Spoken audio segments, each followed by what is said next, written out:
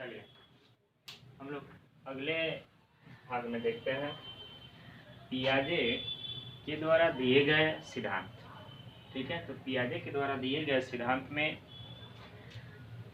पहला सिद्धांत था भाषा एवं विचार, दूसरा था नैतिकता, तीसरा था संज्ञानात्मक या संज्ञानात्मक सिद्धांत का।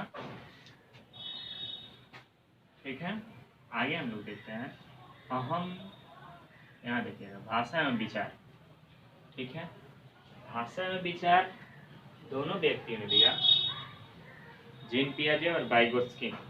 ठीक है, वाइगोत्स्की कहते हैं कि भाषा विचार से पहले जन्म लेती है, लेकिन जीन पियाजे जी कहते हैं विचार भाषा से पहले जन्म लेते हैं। यानी कि दोनों में थोड़ा बहुत अंतर है। ठीक है, थोड़ा बहुत नहीं, उसको हम बहुत बड़ा अंतर कर सकते हैं। ठीक है, तो पहले हम लोग देख लेते हैं कि आखिर भाषा विचार के बारे में जीन पियाजे जी का कथन क्या था, यानी कि इन्होंने क्या क्या कहा। ठीक है, तो इन्होंने बताया कि बच्चे की जो भाषा होती है यह शैशवावस्था में अहम केंद्रित होती है। ठीक है, अहम केंद्रित बात करें या फिर इसको आत्म केंद्रित भी कह सकते हैं। ठीक है, अहम केंद्रित या आत्म केंद्रित भाषा के नाम से इसको जान सकते हैं। ठीक है, इन्होंने बताया कि शैशवावस्था में जो बालक होता है यानी कि अपने विचारों या अपने भाषा के विरोध में किसी अन्य व्यक्ति की भाषा को नहीं सुनना चाहता, केवल अपना पक्ष ही रखने का प्रयास करता है। एग्जाम्पल के लिए बात करें, ठीक है, तो जो उसको मन में आता है, जैसे आप इससे बोलिएगा कि बाबू पानी लेकर आओ, बेटा पानी लेकर आओ। ठीक है, तो इसको मन करेगा तो करेगा, नहीं मन करेगा तो नहीं करेगा। दूसरी बात है कि शैशवावस्था में जीन पियाजे ने 20-25 बच्चों को एक कमरे में बंद कर दिया, शैशवावस्था के सभी बच्चे थे, और उन्होंने एक्सपेरिमेंट के दौरान पाया कि सभी बच्चे उस कमरे में अपने से ही बातें कर रहे थे। ठीक है, यानी कि सबकी अपनी अपनी ही विचार थे, इनकी अपनी अपनी ही भाषा थी, किसी के भाषा को कोई नहीं सुन रहा था। यानी कि इस प्रकार इन्होंने बताया कि शैशवावस्था में जो भाषा होती है एक तरफा होती है, दूसरे की बातों को नहीं सुनना चाहता। ठीक है, इसलिए इन्होंने कहा कि शैशवावस्था में जो बालक की भाषा होती है वो अहम केंद्रित भाषा होती है। ठीक है, और अपने अलावा किसी और का नहीं सुन। दूसरी बात, यहाँ पे भाषा तो अहम केंद्रित थी। ठीक है, लेकिन यहाँ जब आते हैं तो ये भाषा सामाजिकृत भाषा हो गई रहती है। कब? यानी कि जब बालक शैशवावस्था को पार करके और कहाँ बाल्यावस्था में प्रवेश कर चुका है तो यानी कि ये प्रक्रिया पूर्व बाल्यावस्था से ही शुरू हो जाती है।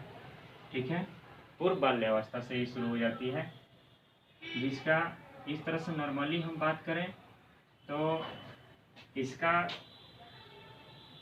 समय था 0 से 2 वर्ष, लेकिन इसका समय आता है 2 से 11 वर्ष। ठीक है, 2 से 11 वर्ष तक का बाल्यावस्था है, लेकिन इसमें 2 से जैसे ही ऊपर बालक जाता है, पूर्व बाल्यावस्था में जैसे ही प्रवेश करता है, ठीक है, यानी कि इसकी अब भाषा धीरे धीरे सामाजिकृत होते चली जाती है। एग्जाम्पल के तौर पे यह आसपास के बड़े बच्चों के साथ खेलता है, उनके बातों को सुनता है और अपनी बातों को उनके सामने रखने का प्रयास करता है, अर्थात एक दूसरे के बातों को समझने का प्रयास करता है। अब इस समय जो भाषा होती है वो सामाजिकृत भाषा हो गई रहती है और दो तरफा, यानी कि अपनी बात भी रखता है और इसके मन में अब इतना आ गया है कि अगला व्यक्ति भी कुछ कह रहा है, इस प्रकार हमें उसके बातों को भी सुननी चाहिए। ठीक है, अब यहाँ भाषा जो होती है दो तरफा हो गई रहती है। ठीक है, और इसी भाषा को हम समाजीकृत भाषा के नाम से जानते हैं। ठीक है,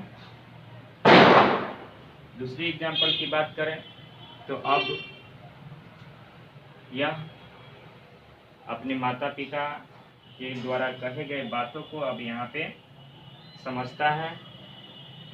ठीक है, और अपने पक्षों को भी माता पिता के सामने रखने का प्रयास करने लगता है। अब यानी कि अर्थात डायरेक्टली कह सकते हैं यह बालक का जो भाषा होती है समाजीकृत हो गई रहती है, लेकिन वही शैशवावस्था में बालक की भाषा क्या रहती है, अहम केंद्रित रहती है, आत्म केंद्रित रहती है, अर्थात एक तरफा, यानी कि वह यही सोचता है कि जो हम बोल रहे हैं वही सब कुछ सही है। ठीक है, आगे हम लोग चलते हैं। इससे संबंधित वाइगोत्स्की और जीन पियाजे दोनों में बहुत अंतर देखने को मिलता है। देख लीजिए यहाँ पे, इसको अभी आप लोग ड्रॉप करके रखेंगे।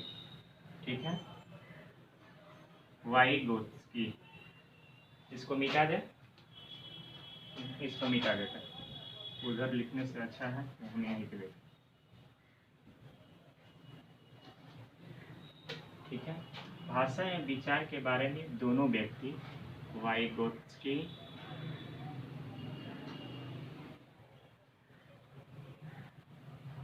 और जीन पियाजे